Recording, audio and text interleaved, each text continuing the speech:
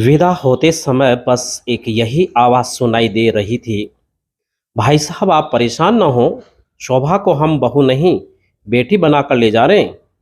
धीरे धीरे सुबह हुई और गाड़ी एक सजे हुए घर के सामने जा रुकी और जोर से आवाज़ आई, जल्दी आओ, बहू आ गई।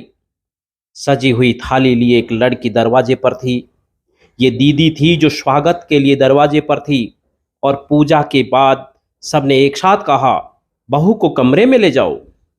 शोभा को समझ नहीं आया। कुछ घंटों पहले तक तो मैं बेटी थी, फिर अब कोई बेटी क्यों नहीं बोल रहा। बहू के घर से फोन है, बात करा दो। फोन पर माँ थी। कैसी हो बेटा? ठीक हूँ माँ। पापा कैसे हैं? दीदी कैसी है? अभी तक रो रही है क्या? सब ठीक है। तुम्हारा मन लगा?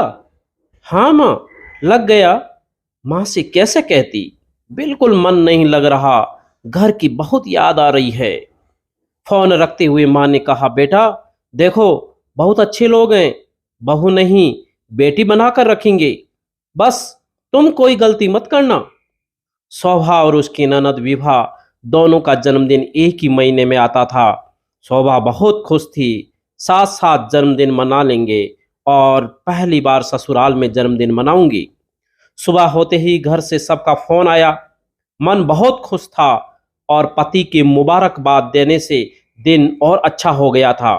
खैर, शाम होते होते सब लोग एक साथ हुए और बस केक कट कर दिया गया और सासू माँ ने एक 100 का नोट दे दिया। सासू माँ का दिया ये नोट शोभा को बहुत अच्छा लगा। जन्मदिन न मन पाने का थोड़ा दुख हुआ, पर फिर लगा शायद ससुराल में ऐसे ही जन्मदिन मनता होगा। अगले हफ्ते विभा दीदी का जन्मदिन आया। सुबह से ही सबके फोन आने शुरू हो गए। सासू माँ ने कहा, शोभा आज खाना थोड़ा अच्छा बनाना, विभा का जन्मदिन है। जी माँ जी। शाम होते ही मोहल्ले भर के लोगों का घर पर खाने के लिए आगमन हुआ। सब ने अच्छे से खाना खाया। सासू माँ ने विभा को 1000 का नोट देते हुए कहा, बिटिया तुम्हारे कपड़े अभी उधार रहे। शोभा इस प्यार को देखकर बस मुस्कुरा ही रही थी कि पड़ोस की काकी ने पूछ लिया, बहू तुम्हारा जन्मदिन कब है?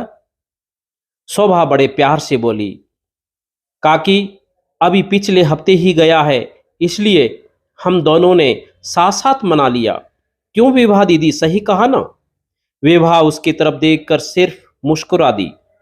रसोई में खाना बनाते हुए शोभा को एक बात आज ही समझ आई, बेटी बनाकर रखेंगे कह देने भर से बहू बेटी नहीं बन जाती।